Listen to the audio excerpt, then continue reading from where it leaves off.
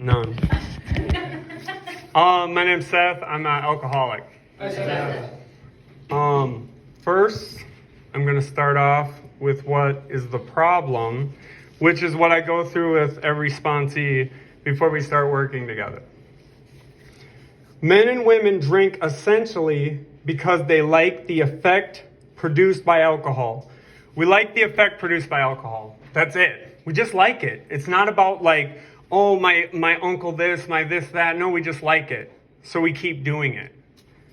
The sensation is so elusive that while they admit it's injurious, they cannot after a time differentiate the truth from the false. So this sensation that is so elusive that it's so elusive that we can't differentiate the truth from the false. We can't even see reality. Everything's just blurred. And then it goes on to say, to them, their alcoholic life seems to be the only normal one. This is just my life. This is what I do. I drink. I use outside issues. So then it goes on to say, to them, or no, I already read that. Then it goes on to say, they are restless, irritable, and discontent unless they can again experience the sense of ease and comfort, which comes at once by taking a few drinks. So that's where we're going to get into that cycle, where we're just looking for that actual solution that does become our problem. So then I'll take them to page 24, where it says, the fact is that most alcoholics, for reasons yet obscure, have lost the power of choice in drink. Our so-called willpower becomes practically non-existent. We are unable at certain times to bring into our consciousness with sufficient force the memory and the suffering and humiliation of even a week or a month ago. We are without defense against the first drink. That's going back to the we admit it's injurious, but we can't differentiate the truth from the false. That's going right back to that because we can't bring into our consciousness a week or a month ago of these ruins that we put our life in. The things we've done to our family. It's just out the window. And then I'll take them to page 30. This is what keeps us in this cycle. While we admit it's injurious and we keep doing it. The idea that somehow, someday, he will control and enjoy his drinking is the great obsession of every abnormal drinker. The persistence of this illusion is astonishing. Many pursue it into the gates of insanity or death. And that's where we admit it's injurious, but we're going to keep doing it because we're living in this illusion. We're just going to keep the cycle, keep repeating it, and we're going to be a tornado running through people's lives, like the big book tells us. Now I had to write down bullet points so that I don't get on tangents because I'm very ADD, and when I've told my story, I just start talking about random stuff. So my childhood background, I grew up in Big Lake, had my dad who was an alcoholic. I was always told that. I was always told he's an alcoholic. He was crazy. And my subconscious was like, cool. I thought it would be a good idea. I was sort of like, all right, well, this dude's so, badass. I'm trying not to swear. That's one of my character defects. But so like growing up, and then he died when I was 12. I only met him once when I was 7. But I heard stories too that he was a cool guy, that he was fun. Reached out to other people from his side that say like, yeah, he was a bright person. He was so lonely with his alcoholism, he had cirrhosis of the liver, that his body wasn't found for a long time after he passed away. And that sort of showed me what alcoholism can do to you. It can get you to that point where, no one even cared anymore. My siblings, my older siblings, my mom worked 2 jobs to support us. So my older siblings, they were always there, and they were going through issues as well, as all teens do. So me and my other brother, who was about a year older than me, we were sort of, we were around chemicals, we were around using, we were around drinking, and to us, it seems to be the only normal one. So, and the real truth is that I ended up just liking it, like the book tells me, but it was just like, that's just what I thought life was. I knew nothing else. I just thought, okay, this is what we're going to do. Let me honor the family and continue this. Another thing that they always said about my dad was that he was Jekyll and Hyde. He was just either he was awesome and the most fun person, or he was the devil. So when I got into this book and actually started looking into it, and then when it said the part, because they'd call me you're like Jekyll and Hyde too, you're just like him. And then when I saw the part that said he's a modern day Jekyll and Hyde, that was when I first was starting to give this program a chance. And when I heard that, I was like, okay, well, apparently I need to do AA. And there's no other choice, because that's insane to me. And then I'll qualify a little. I try to not stay too much in the problem and all of the wreckage of my past and all the things that, that we all know we've done.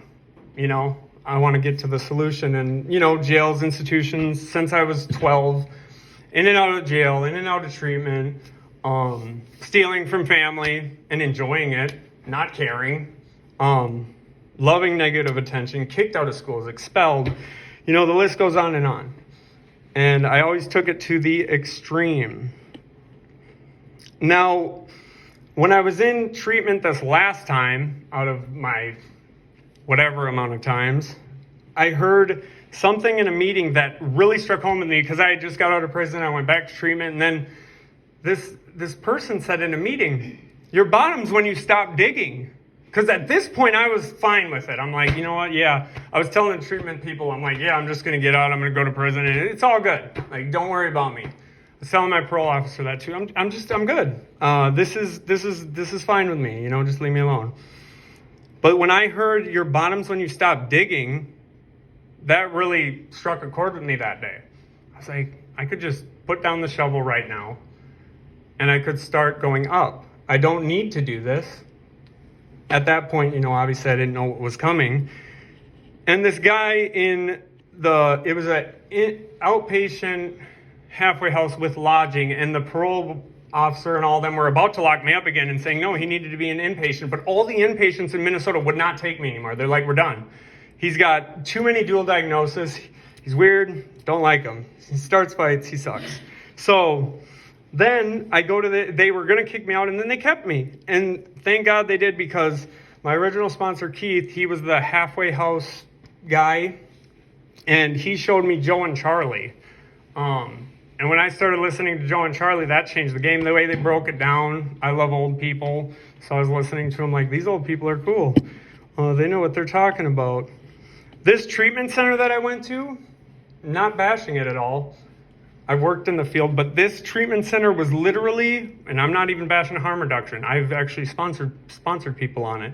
But everyone was on subs or some sort of harm reduction, and everyone was offering me it. But at this point, I started seeing the stuff and hearing the stuff, and I'm like, okay, no, I'm good.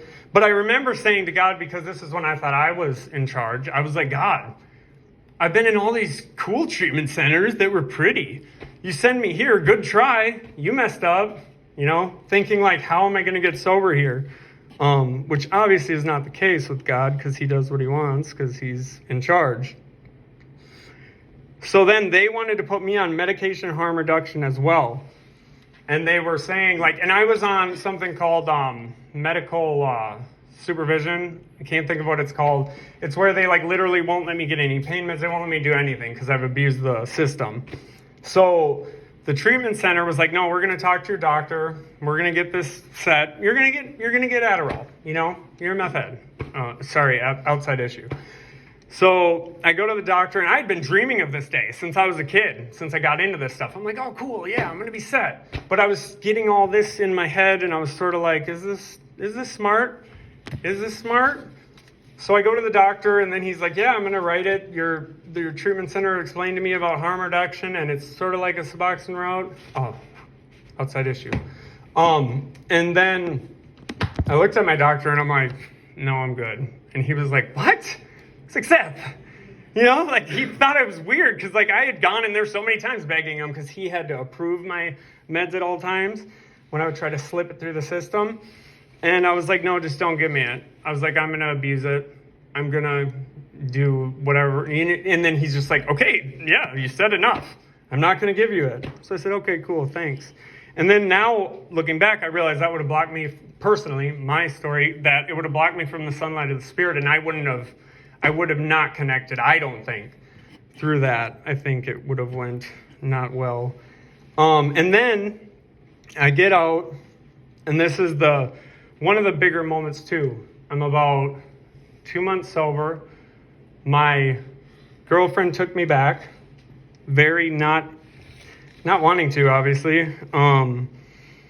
So we're on our way to a movie theater. This shows the insanity because we're the problem. Alcohol, like it says, is but a symptom.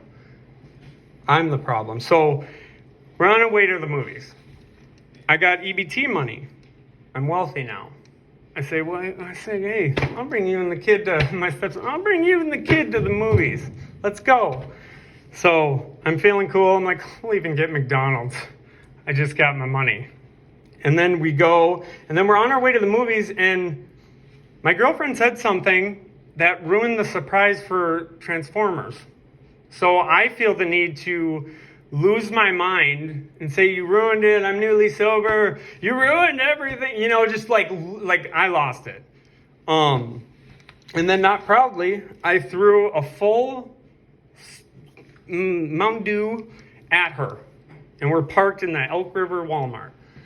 Throw the whole pop at her, and then she's like, what the, and then my son is crying, and it's just awful, and I'm just like, and then I get out of the car, and I'm standing in the rain, and I got this bag of, I forgot, I was smashing the burgers too, because I had bought them with my unearned money. So I'm smashing these burgers, and I'm thinking, I found the solution, I'm getting this. And then I get out of the car, and I look at her, and she rolls the window down, and I look, and these cheeseburgers that are smashed into oblivion are falling out of the soggy bottom of the McDonald's bag. I'm looking serious, too. And I see him, and I'm like, oh my gosh, this is just, what am I now? And then she looks at me, and she goes, the drugs aren't the problem, you're the problem. And I swear, because they say there's these moments, and it rang in my ear, you're the problem. You're the problem. And that's before I knew it, this stuff. I was just like, and I got in the car quiet. It was really weird because, I didn't do that back in those days.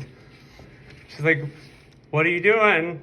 And I'm like, you're right. And she was just like, what's going on? Can I bring you to your mom's? Get away. So that was a huge moment. And then I got home and I'm like, you're right. I'm the problem. And I was on these other medications that were to sedate me because I denied the ones that were harm reduction, but I took the ones that were supposed to sedate me.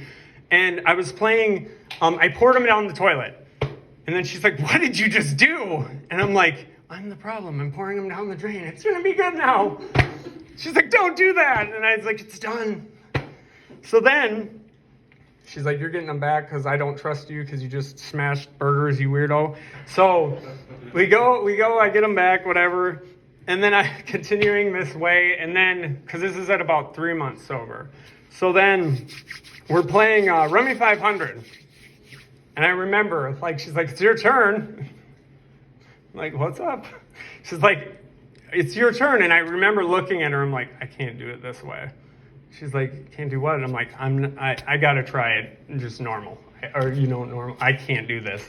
So I poured them down the drain again without telling her. I poured them down. We're good. And she's like, I am terrified. So that happened. So then I'm about 3.5 months sober. And a little backstory, I was told I could never have kids. I was told it's impossible. The doctor even called me. He said, hey, I hate giving this news.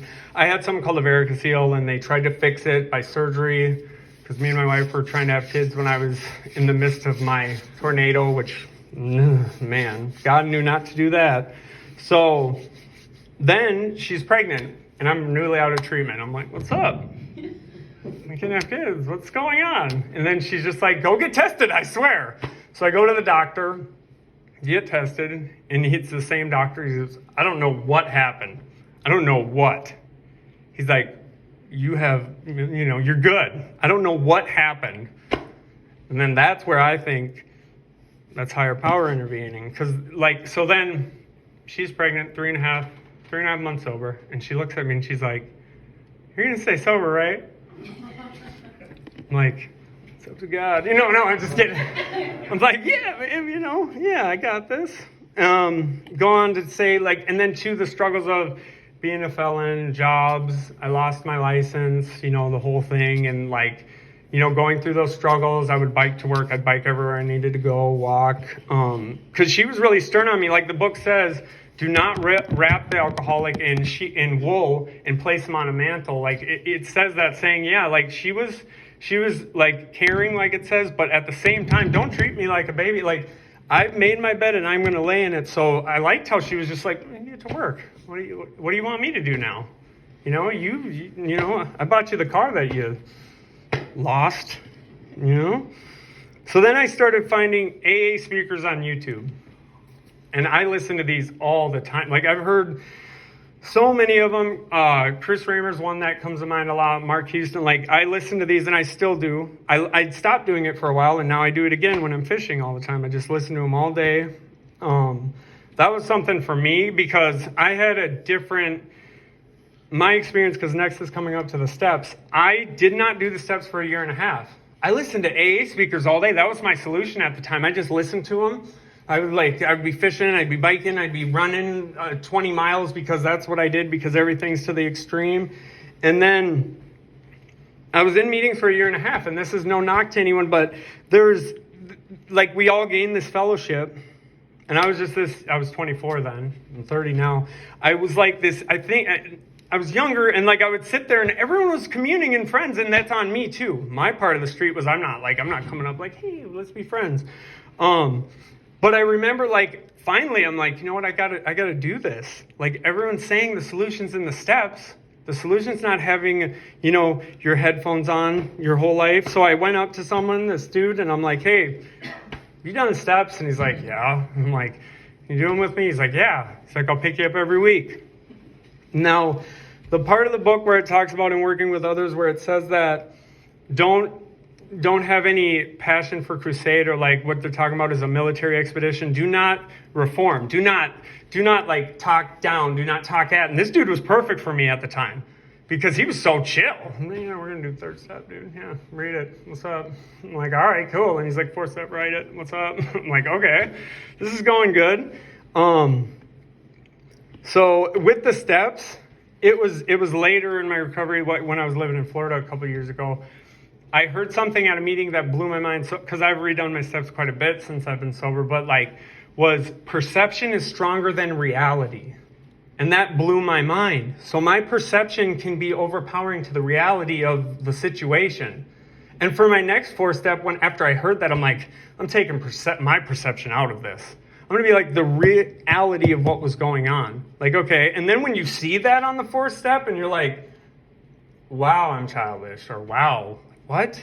How was there any issue? And I'm really big on the 10th step, because when you continue to take personal inventory and when you're wrong, promptly admit it. The reason they put promptly admit it is so you don't harbor resentment, so that you get it out. And I do it a lot. I do it with my stepson. For a while, though, I'll get into it where I just fell off completely. But like even my stepson, who's 15, we're close as ever. So like I'll even trip him out. I'll be like, you know what, I was being crabby. My bad. Like I shouldn't be acting like that. Or I'll be like, I'm seeking attention. And he'll be like, what's happening? I'm like, I'm just seeking attention, negative attention. I'll be like, whatever, dude. I'm gonna go play Fortnite, weirdo. So then while I was still in Minnesota, I met Chris. And I'm sure some of you know him. And I started hearing about this DAA thing. And I got interested in it. I'm like, hey, Chris, do you want to start a DAA? I've been hearing it on these speaker tapes. He was like, let me do research. So he went and did a bunch of research. He's like, it's legit. I'm like, okay. So then we set on to do that. And that was cool. But I ended up moving to Florida, I think 3 months after we started it. And I knew it was in good hands with him. But so coming full circle real quick to now, like when I came and got to see it and talk to you, and just seeing that it's just so cool to see that happened. Because I remember when we had to go to the board and like get it all figured out. And I want to talk about my first sponsee. That was because I was a late bloomer with the steps. It was a year and a half. And then my first sponsee, I think I had 2.5 years. And this guy's like, hey, do you want to sponsor me? And I'm like, sure, let's do it. It was an interesting situation. So I'm like, all right, step 1, step 2, we're doing them. And then step 3, or no, we were going to meet for step 3. And then I noticed that he put something under his tongue, an outside issue. And this is where I learned that like everyone's journey is their own journey. Cause I was just like, oh, I was like, my cousin and all my, I know a lot of people on that. I know that can work for people. I was like, I just am wondering if it could block me from the sunlight of the Spirit. Either way, I'll do the steps with you because I don't care. I said personally, I mean, because this solution is for people who aren't in AA. There's so many programs. So he's like, cool, yeah, we'll do the 3rd step. So I'm thinking everything's all good. So then the next week, I think we were meeting before DAA, and then he goes, because Chris was there too, he goes, I'm like, all right, you ready for your 3rd step? And he's like, you ready to fight? And I'm like, what? I'm like, what's going on, man? And then he's just like, are you ready to fight me? And I'm just like, because it's my first sponsee too. I'm like, this is it? So I'm just like, I guess whatever's going on. And he's like, I'm excited to get your blood pumping, big boy. Something weird. So I show up to the meeting. And this was just showing me, like, now I've had sponsees and it went well, and I've had ones that have gotten different, but, like, it was just, like, there I could have quit and been like, this was weird. But obviously I didn't. But he came up to me at the meeting, and he put his fist up to my face, and then he whispered in my ear, he said, love you, Seth. And then he left. I've never seen him again. But I remember that being pivotal, too, because it's like talking to my wife, I'm like, is this what happens? This was different. But it does say, like, they used to burn people's beds in the big book. They used to let people stay and they'd burn their beds. So, I mean, I guess on a scale of now we have treatment centers, it's not as crazy as it once was. And then I became very spiritually open-minded in recovery because at first I was just like, I believe in God. I believe in, what I've been raised to believe in, which is amazing. And like the book talks about all the time that you can look at religious people and what they're doing. You can see that what they're doing is working. So I was never against it, still am not at all. But then I started getting more like into Native American culture, Buddhism. Like when I moved to Florida, there was a temple. But my spirituality to me is just ever growing. I don't ever want to put my spirituality in a box. I don't want to put my God in a box because for me personally, if I put my God in a box, I'm not going to elevate. I'm not going to care. I'm just going to be like, oh, you're God. For me, I'll just put him there because I'm an all or nothing person. I'm very like this way or that way, or I can't just like, if I'm going to fish every day forever because I'm like that. And then I started working because, okay, I'm a felon in Minnesota, but when I moved to Florida, I found this treatment center and applied for it, started working there. And this is where it got weird with recovery because there's a line there that's different. It's just different. And when I started working there, your ego can get fed as a staff member. You can get, to where like people are like, oh, what do I do? Almost like you're some guru, which you're not. We're all alcoholics, like the book says, like we're not terminally unique. We're just dudes. So working at the treatment center, but that did open my eyes because I was talking to parents, I was talking to loved ones. When clients I would get close to would pass away, I'd have to talk to their parents. So that was partly what I know God puts you everywhere you need to be. And I remember, seeing that, and I still talk to some of their moms and stuff, and like just the despair and like how serious this illness is because it's crazy. Because I worked there about 2 years, so like I saw a lot of it. Talked to a lot of people, but it was cool that it was a very 12-step based program. It was just like boom, boom, boom. It was just like we tried to have clients go through the steps in 12 or in their stay. So it was a cool fit, but then it got weird. It got very strange. I stopped going to meetings a lot. That's what I was getting at too by working in that field. For me, I started just like spot going to meetings. And that was 2 years. Like I would go to a meeting here and there, pop into a meeting. But I went to meetings all the time with the clients. So like I was in my head, I'm like, I go to meetings, yeah. But it's different when you're a staff member and you're just, you're supervising, and it starts to dilute. Like for me personally, it was diluting my solution. And that was because I was conscious of it too. I kept trying to be like, okay, this is separate from my AA life. But then they hired some people from Texas, and this is when, because like, they hired some people from Texas who were really close to that Chris Raymer and all these people who I, really looked up to. And I got really excited. I'm like, this is awesome, And things turned sour real quick. They started telling me to change how I was, stop acting this way, stop being so, and that's me. I'm like, well, I'm just a little wacky. So then that went down. They fired me finally. Like, they finally were like, you just got to go. You're not gonna calm down. They're trying to tell me how to talk. It was really weird. So then I went to do tree work. I started doing tree work, and I liked it. And I'm in Florida with no family. I have some family down south, but then some of them moved to Georgia. And then I started getting fleeting thoughts, like crazy about an outside issue that is not that bad. You know what I mean? But it really isn't. There's great medical uses for it. Like, I don't at all knock it. But crazy fleeting thoughts all the time, even to where I went to my wife and I said, you know what? And I'm confiding in people too that I know that will support it. I know people that will be like, do it. You're good. You got, at that point it was, I think 5 years or whatever. And I've heard guys say, like, when they say, like, wait till you get 5 years, it's going to get weird. So I'm like sitting there and I'm like, I was like really having fleeting thoughts to where it was like getting bad. Like, I was like, what? And then like now looking back at it, I can't believe even I had them, but I know why now. I was not going to meetings. I was not in the fellowship. I was not doing 10, 11, and 12 that I normally would do. I was not talking to God, number one. I was trying to, I always notice, if I'm trying to align my life with God's life, instead of just what happens. When I start going, well, God wants this, and God really wants this. So I started even thinking like that. I'm like, well, God wants me to do this. That's when it's getting dangerous.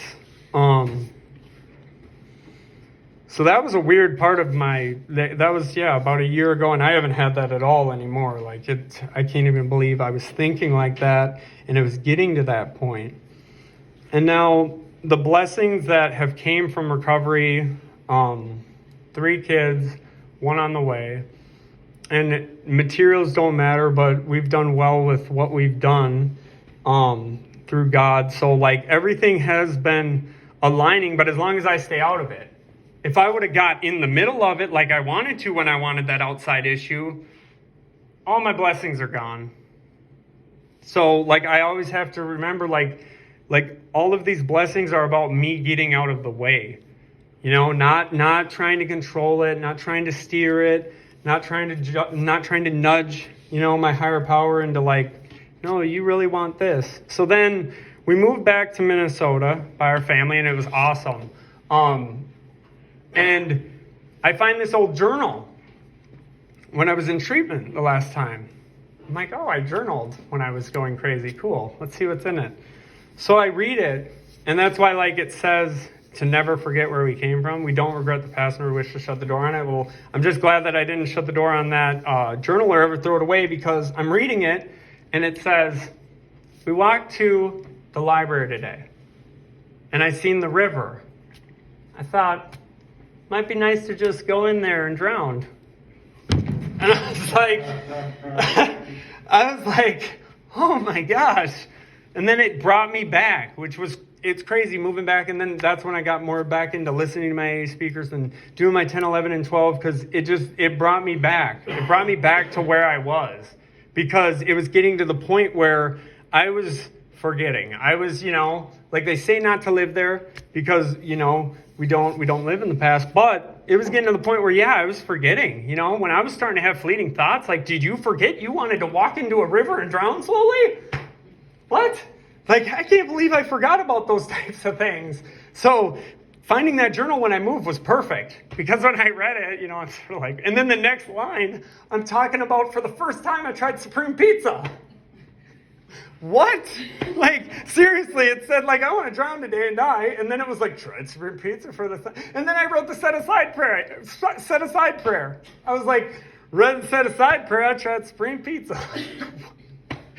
It's just like, whoa. Yeah. Okay. So then I moved to Minnesota. And then I started for some reason, I talked to a buddy who was in recovery too, but he used to go to meetings and stuff, but he said, hey, you still rap? I said, yeah. And then he said, well, you want to be a rapper again? And I'm like, of course, that's what I want to do. This is where it got strange.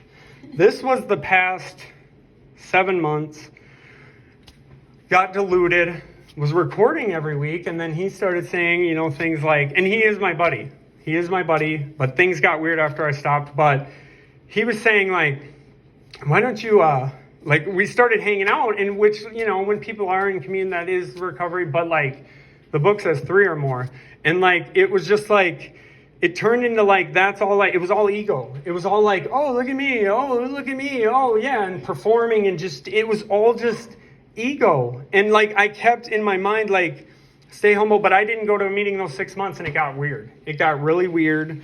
I was caring more about views, and it just, like, the reason I bring that up is because everything happens for a reason. And all of a sudden, when it stopped and I was like, here, you can have the studio, I gave it to him for free. We both threw it down. I said, here, I'm just done. I need to get back centered. I can't do this. Now I'm writing poetry again. So it opened that again. Like, I'm writing poetry. So it wasn't all, it was different. And then working with others, that's definitely my favorite thing. But I've noticed, like, there's times where, like the book says, there's times where, like, you have to stop with a certain person, because then you're becoming a crutch, and it's becoming to where it's unhealthy, and you're becoming part of their cycle. And that's something that's hard for me, because I've done that a lot, where then they'll come back, and then I just keep doing it. But then you have to, at a certain time, stop that. So working with others it's been amazing, but I've had times where someone will either want to do it, but I'm really big on the part where it says to not make it a military expedition. To not make it, but the structure is there. Like I say, like, this is what we're going to do for step 1, step 2, step 3. Like, it's all there, but I always try to lay it out, and I try to not, go off like about all this stuff, because that's going to scare them, and then you're going to spoil a chance. You could spoil them for later, because they're going to be like, man, that was weird. Now, recovery stage character. That's something that, when I learned about that, it blew my mind. Because the book talks about how we're stage characters, and we want everyone to do what we want, essentially. And just, like, as long as they do what we say, the show will go well. And I learned very quickly that you can become a recovery stage character. Like how I was saying, like, I kept losing myself here and there. Like, I would lose myself, but I still had the recovery stage character. I was still recovery. I was still that guy. But, like, I could tell, like, now looking back at it, it's not enough to just be, I'm in recovery. You can get complacent. The saying progress, not perfection, to me a lot can get misinterpreted, like, to where we can just, be like, yeah, it's progress, I mean, I can just, do something here and there. We can rest on our laurels. My original sponsor told me all the time, don't rest on your laurels. Don't rest on your laurels. Don't rest on your laurels. And then he would be like, or if I would complain to him, he'd be like, what'd you do for someone today? I'd be like, no, I'm telling you what they did to me. And he'd be like, what'd you do for somebody today? He said that all the time. And going through sponsorship, I've had a lot of my sponsors have relapsed, unfortunately, but, like, I noticed that I started to be too selective. Like, I'm looking, like, what are you, like, you want to pick someone that has had a spiritual awakening, So as I started going to meetings again, I went to 3 weeks in a row. I picked a guy and I'm like, yeah, so we're meeting on Monday. So the thing though, the reason I'm saying that is though, like, it was all like turning into me running the show. It was self-will run riot. But I still had that recovery stage character. I was still in recovery. And, everyone, oh, he's still sober. But it was turning into the point where I noticed that I was just trying to run everything. Like, just, like, God, what do you want me to do today? What do you want me to do? And that's why, like, I started doing my readings again, just being more disciplined because we're undisciplined. So for me, I noticed if I'm not doing my 10, 11, and 12, that, I'm just self-will run riot. Like, when I'm not doing my step 10, and there's even friendly applications on my phone that help me and assist me through my nightly meditations. And they ask you the questions, what have you packed through the stream of life? Were you kind and loving to others? And I had my character defects that I put on my screensaver. And when I wrote them down, when I was looking at them, I was shocked at which ones came up because I was praying on it, meditating, and being honest. Like I said, that whole perception is stronger than reality. I set that aside and I'm like, let's get real. Let's be reality. How do you act during the day? And when I was writing some of them, and I even would show people, I've shown some people, and they're like, you're not like that. I'm like, you don't know. Yeah, I am.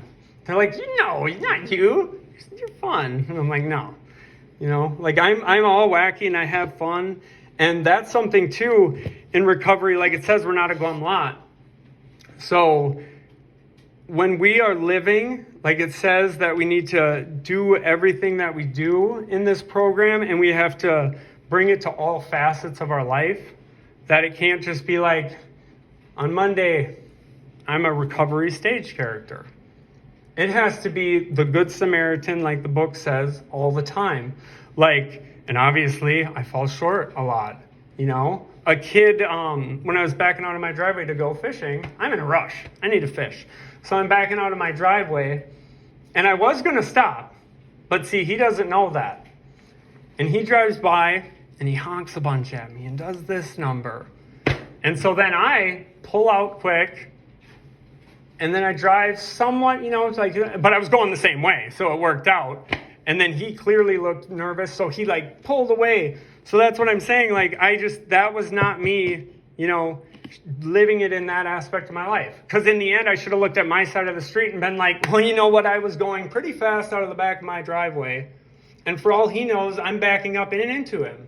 So he has all the right to honk at me and be like, dude, But in my mind, my perception that's stronger than reality is, that kid's young. That's all I thought. He was like a young kid. So I'm just like, young kid. I'm stopping. Like, what? That's not reality. That's not real. So then when I broke down that situation after I purposefully drove a little quick towards him, just to give him a scare, I was like, really? I'm in the wrong. And I probably should not have done that. And there's other facets in my life all the time too. I like touching on character defects a lot because that to me is the step we don't like. And I don't like it. That's why I didn't look at it for so long. That's why I was chilling. I'm like, and granted, my family, my kids, my wife, they love me. I'm fun. I'm not normally a glum lot. But like I said, if I'm not looking at my character defects and not, keeping them in check, I can real quickly become, but I'm really, what's the word when you're doing something, but you're really doing it like, I'm trying to think of the word. My wife calls me it all the time. It's where you're doing something under, you know what I mean? Like, I'm just like, I wish I could think of the word. It's just subtle. Like, it's subtle. It's playing games in your head, but like how it says, trying to rearrange, like saying things that mean something, but saying them, and then when she goes, what did that mean? And I'm like, it means nothing. that's what I mean. That's something that I really catch myself with because, and that's why I've been actually, because as I said, we all go balls to the wall when we do anything, but like, that's why I've been like very much so obsessing on my character defects. Swearing's one, attention seeking, and that's what I did as a kid. I break stuff, I get in trouble at school, and they'd be like, "You're so bad," and I'd be like, "I know." So it's weird. I do that still, but it's like negative seeking in a weird light. It's like I'll just sit there and, I'll start saying something that's really like weird, and then my wife and kids will be like, "What is that?" And I'll be like, "I just want attention." Because I've been starting to call out my character defects. They're just like, "What?" And then like the reason I touch on character defects, like I said, though, is because that's something that a lot of us don't want to look at least myself for my situation. And I know every time that I've worked with a sponsee, I'll either get one or two things. Like, so what are your character defects? Let's talk about it. And then one guy will say, what do you mean? I'm good.